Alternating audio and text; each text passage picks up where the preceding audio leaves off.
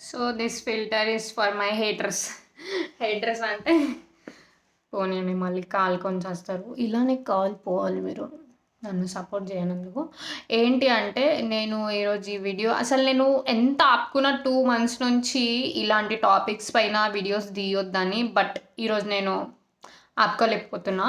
So నేను social media start చేసినప్పటి నుంచి నాకు ఒక 2, 3 కామెంట్స్ వచ్చాయి. Which I don't like. My feminist in me doesn't like it. So దాని గురించి నేను ఇప్పుడు డిస్కస్ చేయబోతున్నా మీతో. ఏంటి అంటే నేను ఫస్ట్ స్టార్టింగ్ స్టేజ్‌లో స్టార్టింగ్ చేసినప్పుడు ఫస్ట్ కామెంట్ నాకు ఏదొచ్చిందంటే, "ఆ! చేసేసేయి, నువ్వు గర్లే కదా! ఏం చేసినా ఫేమస్ అయిపోతావు. గర్ల్స్‌కి తొందరగా క్లిక్ అయితది" అని.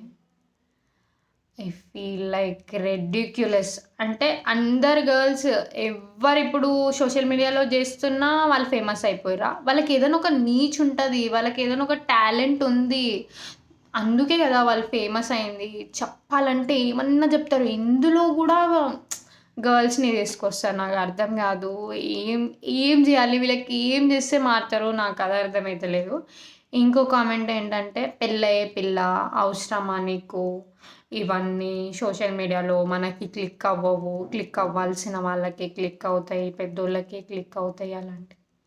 అంటే పెళ్ళయ్యే పిల్ల సోషల్ మీడియాలో అవసరమా అంటే కంటెంట్ క్రియేటర్స్ ఎవరు పెళ్లి చేసుకోవట్లేదా? వాళ్ళేమన్నా సన్యాసాలు తీసుకుంటుర్రా? నాకు అర్థం గాక చెప్తాను. ఏమంటే అది అసలు सर पैर नहीं है जैसा बात करता बाबा लोग. अभी मैं तेलुगु में उसको एक्सप्लेन नहीं कर सकती. అంటే కొంచెం గూడా కామన్ సెన్స్ లేకుండా ఎట్లా మాట్లాడతారో మనుషులు.